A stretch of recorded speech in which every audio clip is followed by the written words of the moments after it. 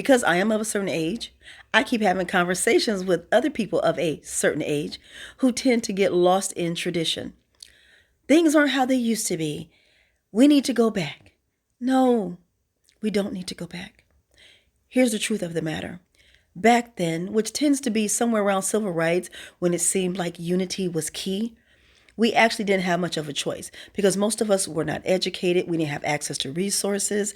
We just didn't have the reach. So there was a handful of people who had resources, the reach, the power, the authority, the inroads. We rallied behind them and we got things done. Back then, there was pretty much only one path. Now, there are lots of paths.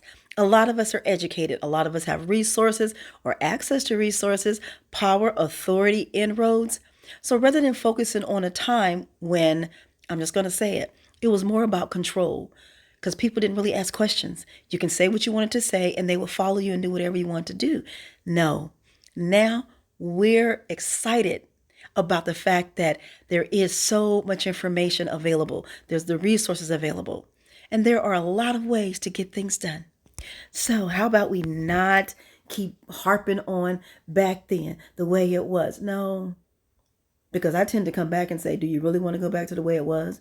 We're being sprayed down with hoses and dogs are biting at us and we're being hung on trees. No, we really don't want to go back. It's just that you're remembering a time when you could really control people and make them do certain things because they didn't know as much as you knew. So, the lesson is there are a million ways to move forward, and none of them have to do with moving backwards. We can learn from the past, but we don't have to go back to the past.